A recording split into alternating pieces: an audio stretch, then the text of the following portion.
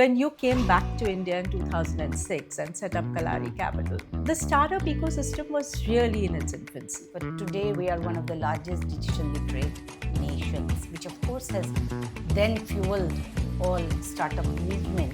What makes you say, okay, this is now something that is worth backing? So one of the things I would say, clarity of the founders. You have to overcome your own blind sides, your own limitations. Are there many cases where you actually chose your gut over the business plans and that intuition really worked out? I have a belief that at all times, while we may not acknowledge it, we are working off of our intuition. But during this process, do you mentor them as well? Mentorship is both like an antenna. You have to broadcast, it has to be received. Yes. So I sometimes wonder if I should have also done a degree in psychology or something. Some of them just raise a lot of capital at very high valuations, and then it actually kind of takes away their focus, takes away the discipline. It all comes down to the choices we make. But venture capitalists are going to be the friendliest in that value chain that you are going to encounter. You think so? You think your retail investor is going to say, it's okay, beta? It's not going to happen. But is the venture capitalist going to say, it's we okay? know they'll miss. I know they will miss. Okay. Right?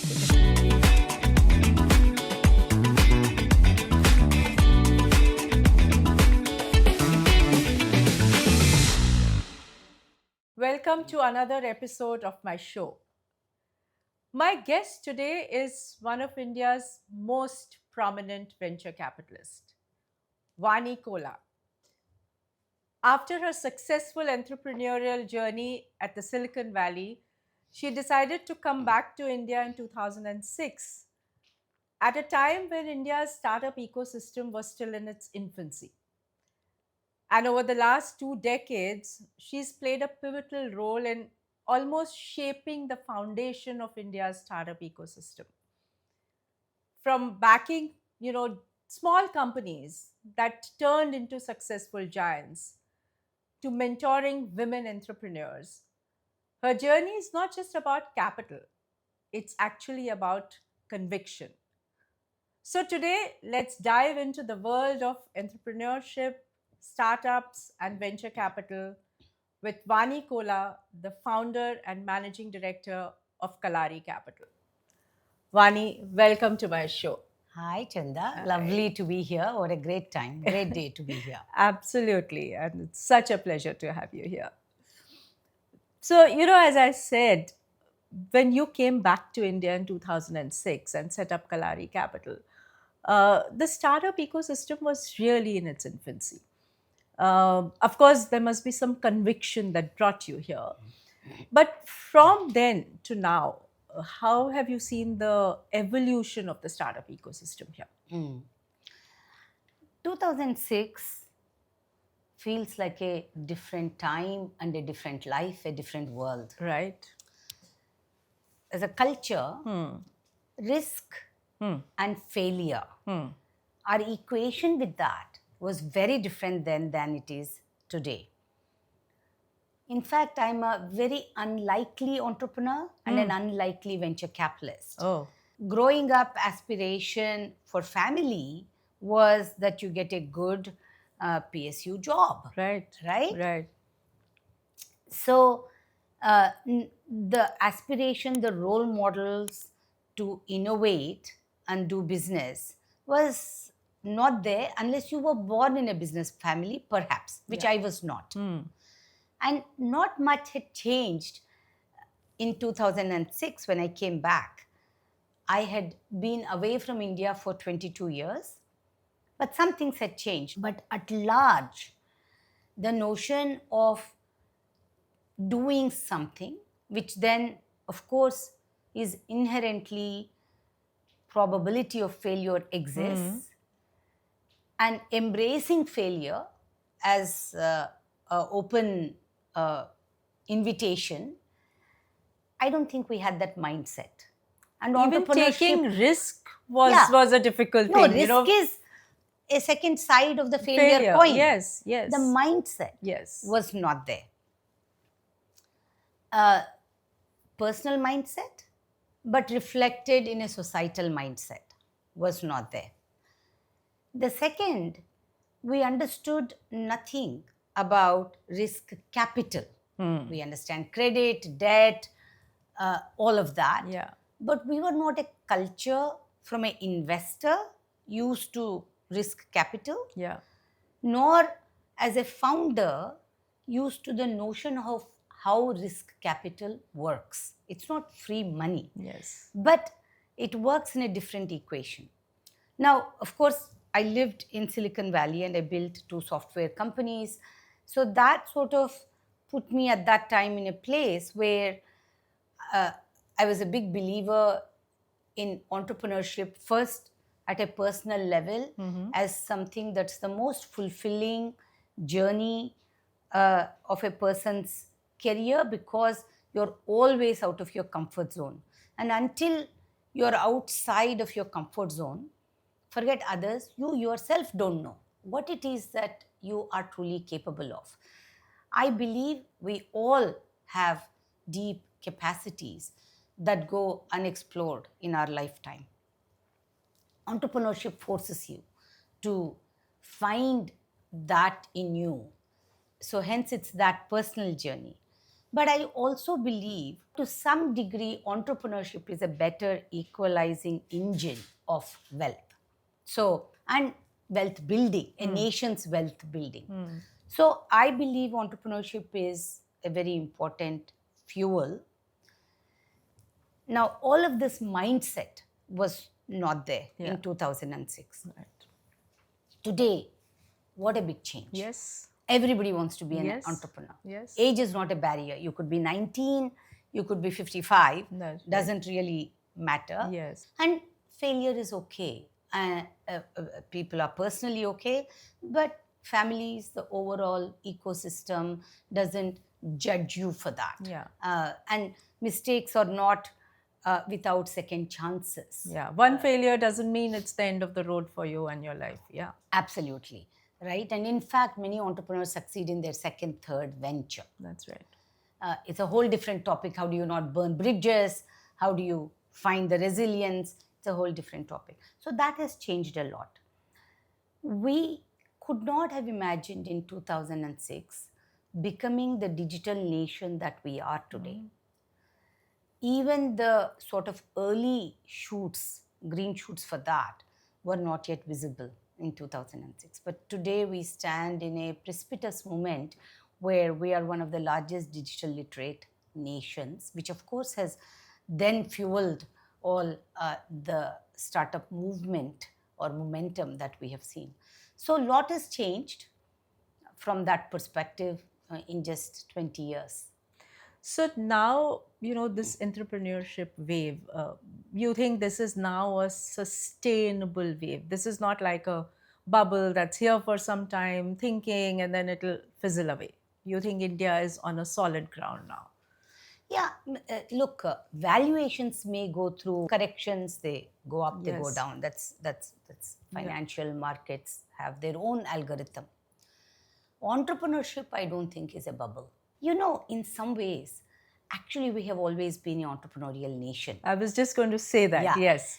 It's just the scale and capacity where you're playing it out has changed. The scope of our aspirations have changed, right? And access to entrepreneurship on a more broader swath has changed. It's not that we weren't an entrepreneurial nation, but entrepreneurship was a means to an end of a comfortable living, not something that's deeply challenging, defining aspect of your life itself. We didn't have that equation. Yeah. But that is what has changed. And I don't think it's any turning back. I think, if anything, what we have, more than the demographic dividend, is this mindset to want to create. Yes. And the entire ecosystem in terms of availability of different types of capital, the technology helping it, Yes. and in the access and so on. No, that's actually very, very good to kind of know and believe. But tell me, therefore, when you look at the startups, you meet so many founders, you look at their businesses, their business plans. What do you look for when you decide to invest in a company? What makes you say, okay, this is now something that is worth backing? So I wish it was formulaic. Although now with AI, people think even venture capital, AI can do a better job than you can. And look, who knows? Could happen. But it's not such a simple formulaic, Yes. although, of course, you make a lot of mistakes. So there is a benefit of pattern recognition that does happen in my business. But if I have to summarize it, I would say clarity of the founder, conviction, and lastly, something that doesn't get discussed as much, character. Clarity, see, to have a understanding of a problem at a 10,000 foot is not as hard. Maybe 200 people have the same idea. So the value is not really in the idea. I am going to sell baby products online, let's just call that, or jewelry online. It's fine, you can create a theoretical investment thesis for it.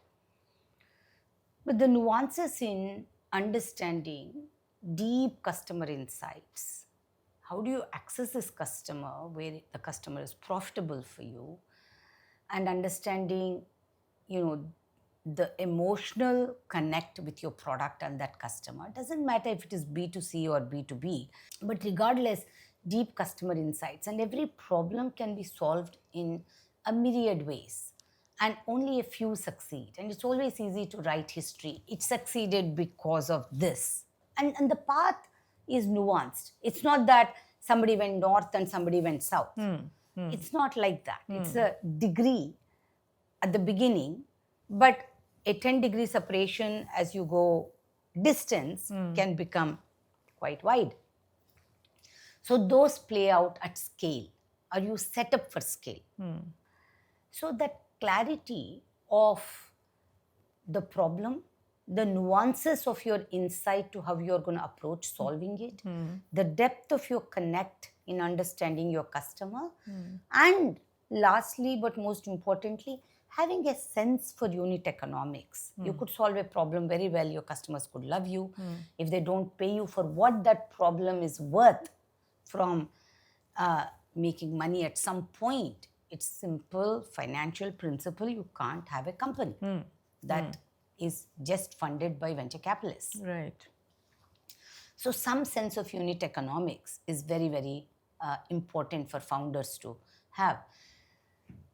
Founders, may not need depth in everything, but they must have a broader understanding of everything in terms of business building.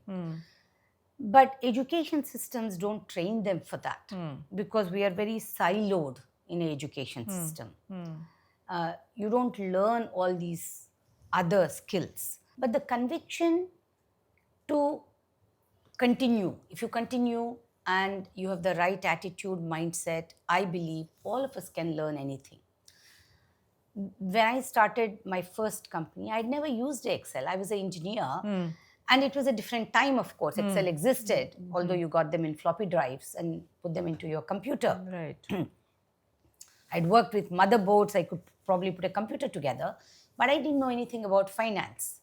And you can either say, oh, it's not for me. But if you're going to run a business, you have to learn finance. Right. Maybe I'll never become a CFO. But I know how to hire a CFO. I know how to read a balance sheet. And I know, so you have to know. You have to be on a continuous learning mode. Last, is this character. As we already spoke, you're going to get tested in so many ways. Yes. Some of them are very internal tests. You have to overcome your own blind sides, your own limitations. Actually, a lot of it is that, which is the harder work, right? But there are also situations that you haven't planned for that happen. Mm. At all times, it comes down to your own self belief, resilience, and how badly you want something. How badly are you going to want this that you don't quit? So, trying to understand what is your agenda? Why do you want to do it? If you're going to do it because you think you're going to get rich quickly, it could happen. Anybody can win a lottery. I haven't won any lotteries in my life, other than, certain lotteries. I think being born to a certain family is a lottery in of itself. But setting that aside, you are going to be an underdog. So not everything is going to get handed to you.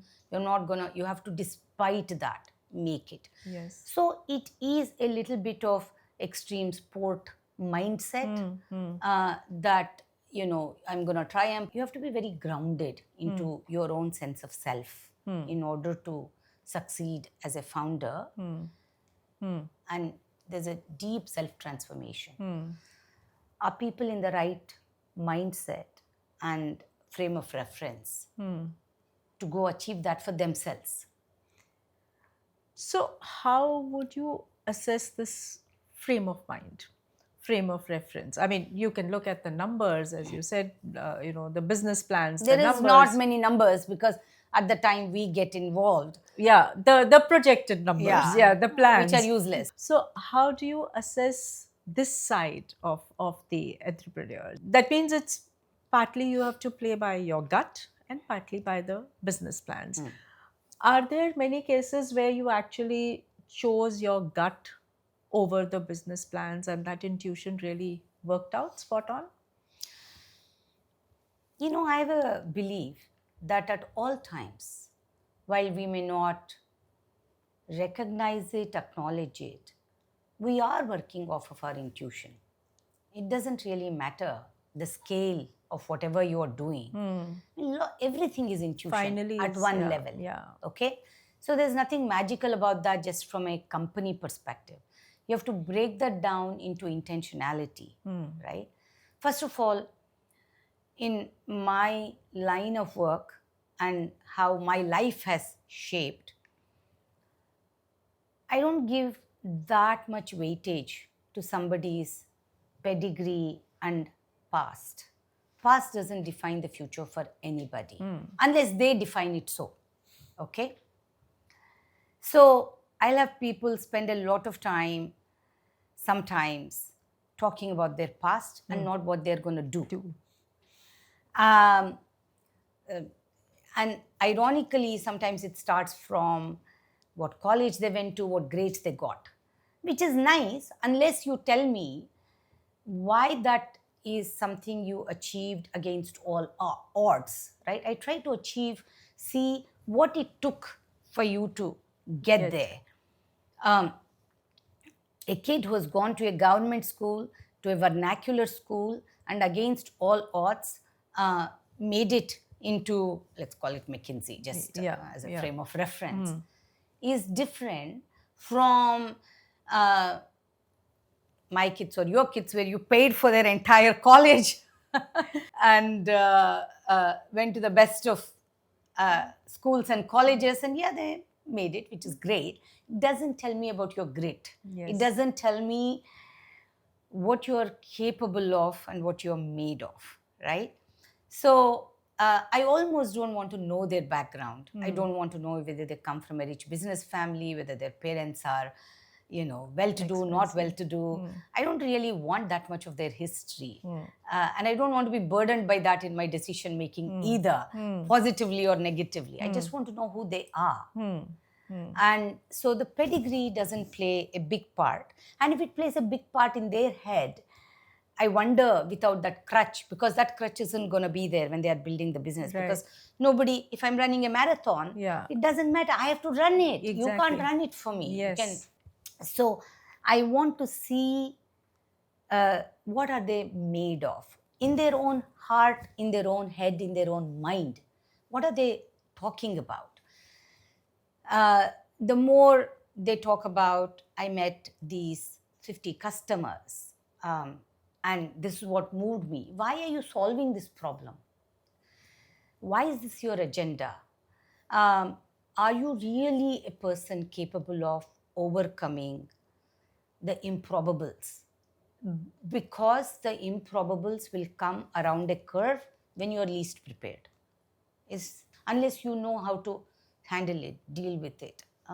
So understanding these comes from reasonably with conversations. You make an assessment, you see how this person is thinking about. They talk more about their advisors than their own customers. I don't care who your advisors are. Like I said, they're cheerleaders. I mean, I care, but it's nice, but talk to me about your customers. So their own relationship with themselves and this business, and their own confidence, understanding of problems. And there is a mistaken notion that you have to have perfect answer for every question. You won't. Today, tomorrow, 10 years from now, I'm sure if you're sitting with Satya Nadella here, he doesn't have answers for everything on what Microsoft should do in next 10 years. I'm sure. Yeah. I mean, maybe he does. I don't know. I would guess not. But they feel that they need to give you perfect answers for everything. So owning your own vulnerability is a very important thing. Do you take feedback? So when you're pushed and we ask tough questions, you can already see the body language. They don't want that. How are you going to deal with a complex board? And you will inevitably have that. Yes. Those are all gift or curse of success. They will come from very different worlds. Backgrounds, yeah. And how are you going to deal with it? They are going to ask you tough questions. Yes. And I believe, I'm sure people don't agree, but venture capitalists are going to be the friendliest in that value chain that you are going to encounter. When you go to hedge funds, when you go to public market investors, they are going to be less gentler, less kinder. You think so? You think that? Of course. Okay. You miss your quarterly results by a little bit. Yes. You think your retail investor is going to say it's okay, beta? It's not going to happen. But is the venture capitalist going to say it's okay? We know they'll miss. I know they will miss. Okay. Right? And I'm not trying to destroy them, on that. There is a certain evolution. It's like a difference in college versus primary school. You have room to make more mistakes because they are not as catastrophic. I don't go into this thinking they don't even know how to build a business plan. How would I think that they'll meet their quarterly results 100%? No, we want them to, but that doesn't happen. And the question then is, how do we unbundle what went right and what went wrong, and how do we continuously learn? That's the process of building a business. But if you're not going to engage in that process, it's going to be very hard for you to. But during this process, do you mentor them as well? Or does your association generally is limited to capital? Do you mentor them during the Different firms work differently. We are a firm that does get involved significantly. But see, mentorship is both like an antenna, has to be also received. You have to broadcast, it has to be received. Yes. If you're not in the frequency, yes. If it's not in the frequency, you can't mentor. We are not on the same frequency wave. You're not going to hear it, right? So I sometimes wonder if I should have also done a degree in psychology or something versus engineering, But it is also about calibrating what are you willing to receive today. And there's no point in me trying to pour something on you that you're not willing to receive, right? And different people at different stages of their evolution as a founder, each one is very different. It's like, your own two children are very different. Yes. You can say some things to one, not some things to other. You have to tune yourself into their wavelength, right? Which I think we do. And we do play a role as a mentor. But a mentor role is simply to try to see how they can unlock the best of you. That's all I can do. But, this thing about absorbing that whatever you are broadcasting and being at the same frequency. I think further also, as they get into their journey of after setting up the startup, as they are growing, many founders, they just find it very difficult to delegate, maybe difficult a bit to hire the right people, then to trust the team, and then to let go. They kind of want to do everything themselves. How do you tell them what is the importance of delegation, especially if you have to grow? You know, Chanda, delegation is actually not such a simple answer. At the root of it is not whether you should delegate or should not delegate. You first have to discover for yourself who are you as a leader. Okay. Every leader has very different framework of why they succeed and hence their organization succeed. And the more you are self-aware and intentional about that, the more you are likely to make right, smart decisions. And it doesn't come out of management books. Sure, you can learn through others, but what you're doing is really filtering. This worked for Chanda. I think it'll work for me. This worked for her, but it won't work for me. You know, which is why you have as many leaders and leadership styles as, there are leaders, I suppose. The problem at a young company level, you would have to be willing to do everything. If the flowers in your reception doesn't look good and you have a major customer coming, you better set them right. Yes. do it. Yes. Right? You also have to be willing to be that salesperson, championing your product, carry the bag, pound the street, whatever metaphor.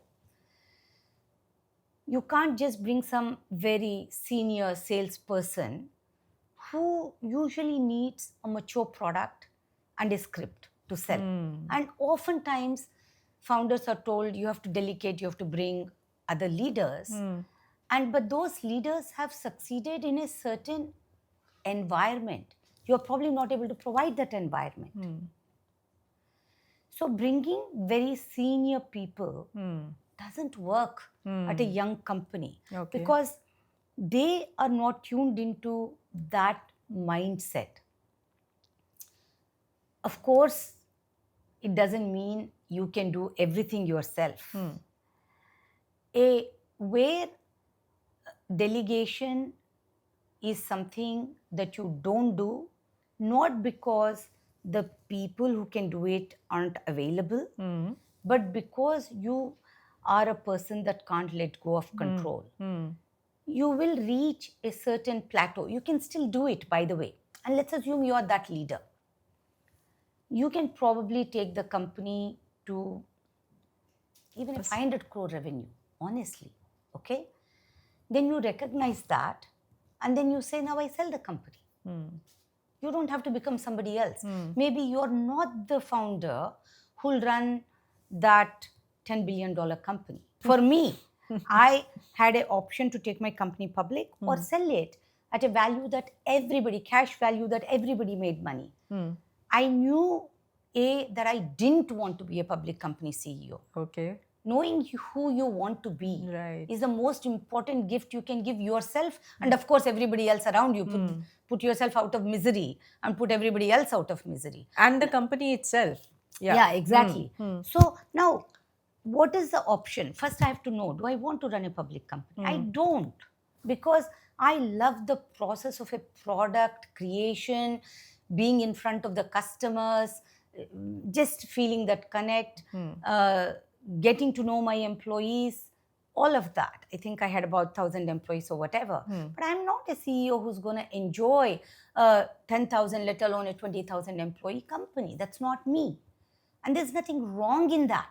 And knowing that, right? We always think a ladder has to go up, up, up, up, up. What does that even mean? Whose ladder? Yeah. Right? What is your ladder? Yeah. And this is something we don't understand. The second part, now, of course, suppose you say, I want to be, Geo or whatever, take a big company, Yes. Infosys, then you will have to think about you changing as a leader. So all of this comes down to who are you as a leader, what is your aspiration, and how clear you are with yourself and transparent with others. When we had the option to sell the business, my board was like, well, we could take this public, we can do this, we could take that. And I said, look, the thing is, if we want to do that, that is going to require a leadership change. First of all, there's an inherent risk in that itself. But more importantly, I'm not willing to support it. You get to make a lot of money now. I've gotten you an exit. Let's all just go home. There's nothing wrong in that. So, delegation is, of course, important. The degree of delegation changes with the complexity of the business. And how complex a business do you want to run is something you have to think about very intentionally. So, I encourage founders to first understand, that's why I said earlier, have clarity of your own goals. What do you want to be? I have a daughter who's a musician and a very good one. But along the way, she had capacity to be a concert violinist, but she came to the conclusion that's not the life she wanted. Music was very important to her, but for her own fun and happiness. The discipline, even if you have the talent, let's say, to be a concert violinist versus playing for yourself are very different things. Very different. You ought to know that. Yes. Right? And it's make not a just choice. talent. Make an intentional choice about life. We are all born, of course, we all die. Let's just do that happily, feeling fulfilled. That's right. all we are here for. That's right. Yeah. That may mean being a CEO of a large company, or being a venture capitalist, or building a small company. It doesn't matter. Yeah. So this question of delegation is, and how much, is connected to your end goal. So you also spoke about, exit and make that choice. Similarly, raise funds at what stage. Now, you see a lot of founders who are always chasing those ever higher valuations, postponing maybe a decision to raise equity because they feel the optimum number is not yet reached on valuations. In your experience, how myopic is that approach? That, you've seen businesses where founders have delayed the decision to raise equity because they were waiting for those very high valuations, and in the bargain, the business suffers? Valuation equals vanity, or vanity equals valuation. I don't know what valuations really mean. And I'm seeing that, and I'm not saying that as an investor and a venture capitalist. I've built 2 successful software companies. So I've been in those shoes also. Look, I think core financial principles of life are actually not that complicated. I already told you, I kind of take pride that I am middle class, okay, whatever that means to me versus somebody else. But in terms of financial principles, the middle class would mean my household that I grew up in, don't spend more than you can earn. Right. That seems like a very simple financial principle to me. Anybody can understand it. I understood it, I think probably as an 8-10-year-old. It's freedom if you understand that, So, if you take 100 rupees from somebody, you will have to return them more than 100 rupees, right? Yes. That also is a very simple principle. You don't need some degree, MBA from Harvard to know that. I'll digress for a minute. We had an offer to sell we were doing about 40 million in revenue, which for an enterprise company was a good revenue, that too back in 99, 2000. And we had an offer, all cash, to buy at 1.2 billion, right? And I don't have to be a financial genius to say, this is good. And I said, I have to take this company public, which means that taking company public is the easy part. How do you continue to grow to maintain the stock value and increase value? All shareholders want a continuous increase in value. That's a Yes. very simple, whether they're private investors, public investors, doesn't matter. You have a monkey on your back. The day your stock, private or public, makes no difference, isn't worth what it was worth yesterday. Yes. They are paying for your blood. What else are you expecting? You know? So, if you, valuation is not the question. If you're taking, let's say, 100 million at a billion valuation, let's just make that up. In the next 2 years, do you have a business plan that you're confident as in 80-90%, there is 10% you can't control, God, nature, whatever, that you can triple this value for your investors? Yeah, if you can, then do it. If you can't, save yourself some headache that I won't wish on my enemies, and don't do it.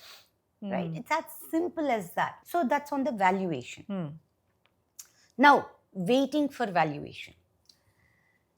Everything is a demand-supply equation. You can't get too personal and too emotional about it, especially when it comes to money. You need to have a healthy distance in your relationship with money. That's what I mean by middle class. I think I had good grounding with what money meant. Yes. And how you deal with it, which is going to be important if you're a founder.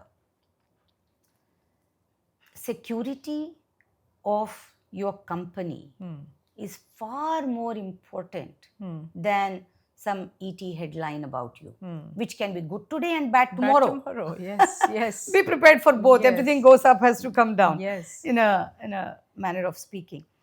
But I have always raised money at whatever value available today. I'll try my best to get the best value.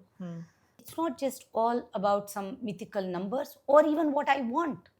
It has nothing to do with it. Market forces also have something to do with it, right? But I want 2 years of financial runway, because not everything will go perfectly. There has to be a buffer. Cash in your bank is your buffer to be able to create value. You can't be running on empty energy. Yes. That's fool's paradise.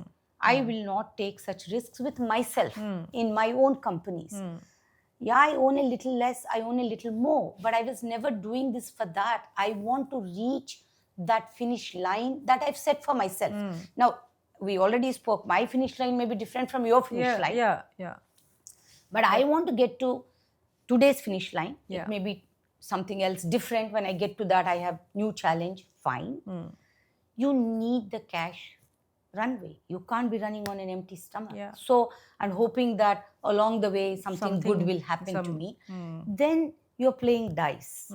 And don't do that for your sake, your family's sake. A lot of people who put trust in you, Yes. your employees, Yes. your suppliers. You also have a moral obligation to not do that. You're not building this just for yourself. Yes. Yes. None of us succeed on our own. We forget that others have also put a lot into it along with us to make it happen, even if you are the creator, so to speak, right? So to play this game on empty and calling a bluff, and I see this a lot. And you know, only you're bluffing yourself. Most people can read your bluff. That's right. You know, you think you're such a great poker player that I don't know what it is. You can smell it. I know when they're bluffing. And I may choose to call out the bluff or not.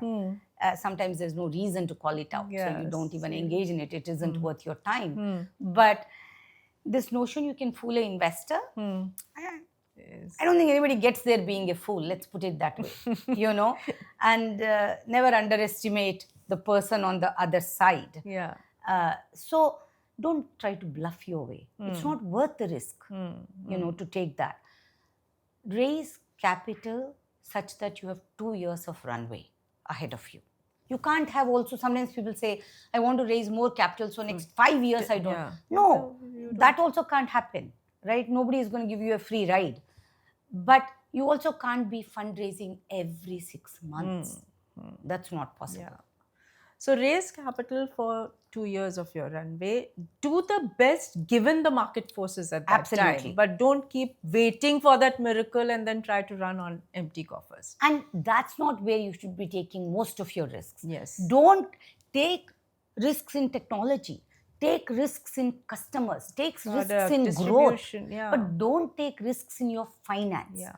So one of the things that I did from the very beginning is to hire best CFOs in my companies and in my fund also. Because I want a thought partner who will, I am by nature a risk taker.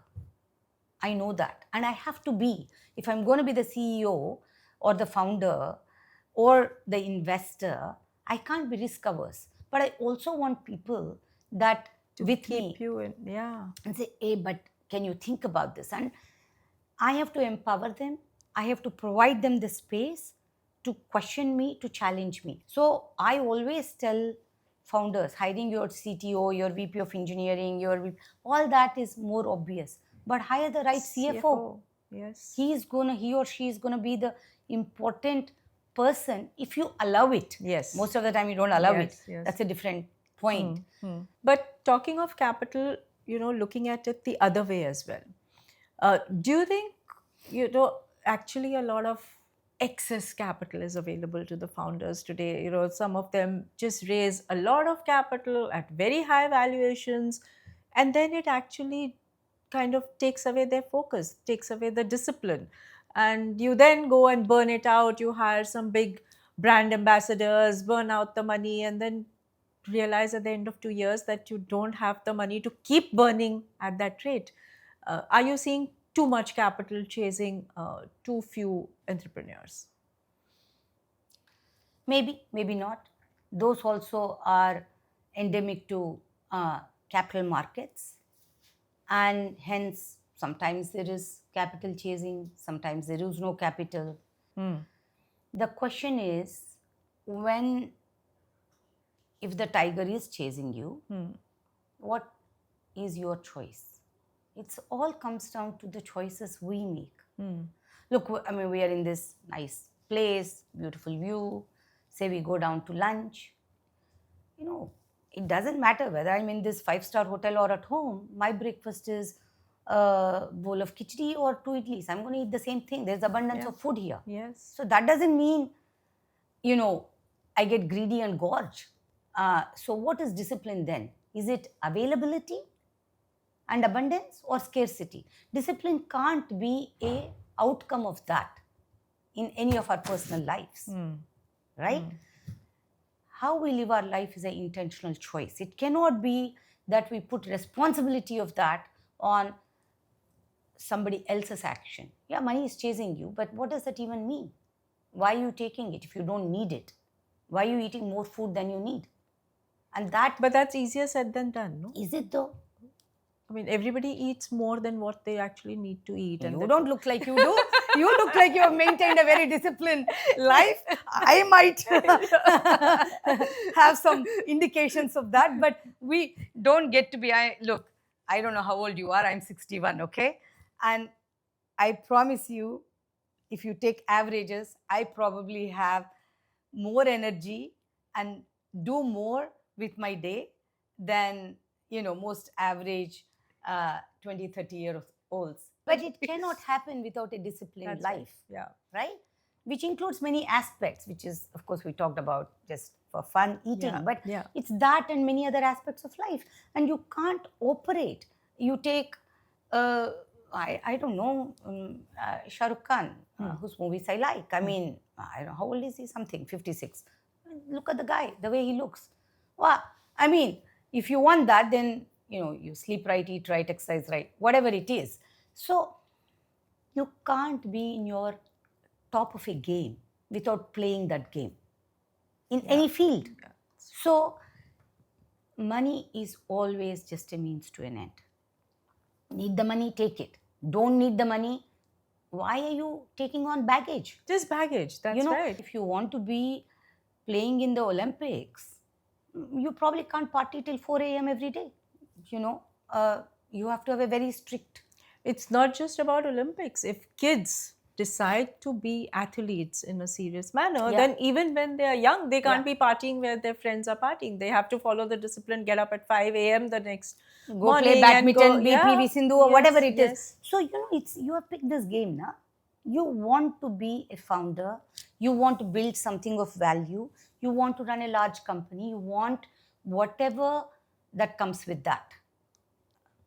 Fulfillment, professional success, fame, money, whatever it is that comes with that. Then play that game. So to say money is chasing or is spoiling the entrepreneurs, who's asking the entrepreneurs to get spoiled? Right? So we have to be intentional about our choices.